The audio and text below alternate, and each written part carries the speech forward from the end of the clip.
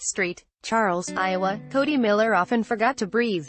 100 firefights in Afghanistan will do that. You hold your breath a lot, his wife said. Miller, 33, got on a horse bareback a year ago. Nothing to keep him on. He held his breath. The horse lowered his head, and Miller could feel its breathing and heartbeat quicken. He didn't harass the horse with lingering battlefield anger. The veteran from Murray in southern Iowa took a deep breath and felt a calmness surface. His head came up, and I felt that horse's heartbeat slow, he told the Des Moines Register.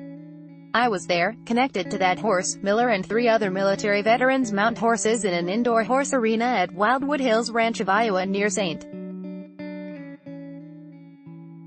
Charles, under the direction of Lynn Winkleman. Winkleman is all-hat-and-all cowboy.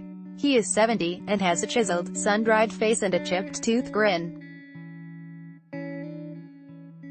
"Sergeant, what are you gonna do about that horse?" he called out to one of the men whose horse veered out of formation.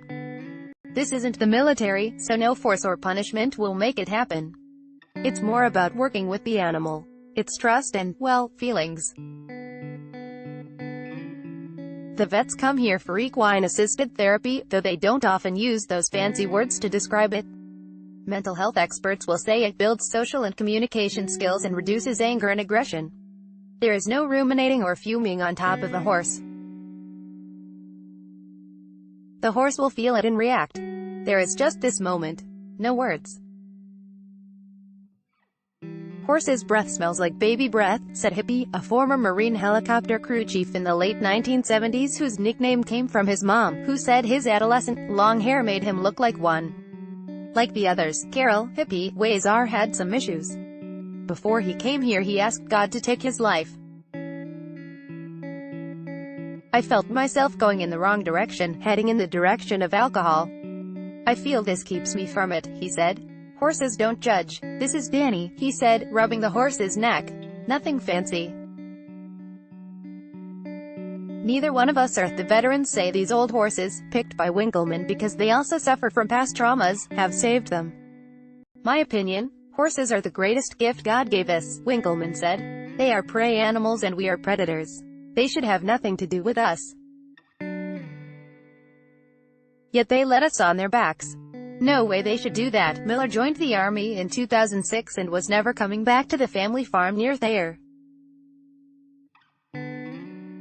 A war was on, he wanted to help with it, but he also wanted to escape. 3 years later he's in war, Afghanistan, working in intelligence and in 100 firefights in a year, he said. He'd already had a close buddy die and then a fellow intelligence officer took enemy fire to the head and somehow survived, only to have little left but being able to write beer on a notepad. That hit him hard. Any minute, that could happen to you. He was left off a mission by chance and the truck blew up, killing the men he had vowed to die for, if it came to it.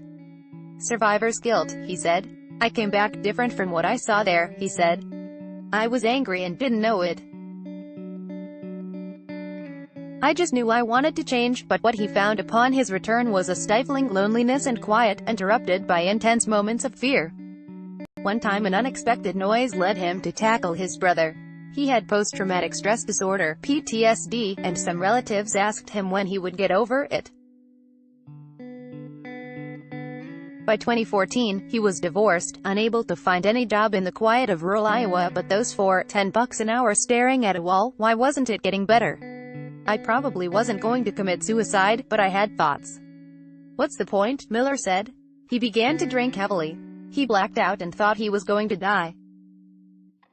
But one day he saw a brochure for Wildwood Hills Ranch while at the VA, where he finally sought treatment, and recalled a moment in the Army when he felt peace. He was in counter-espionage training in Arizona, when he found a ranch to do some part-time work and get out to the country. They jumped on horses and rode. We were not looking for anything. Just peace, he said. But the horse sensed a lingering tension and veered to the nearest tree to knock Miller off on a branch. Miller's reaction was to struggle, put all his stress and anxiety into action.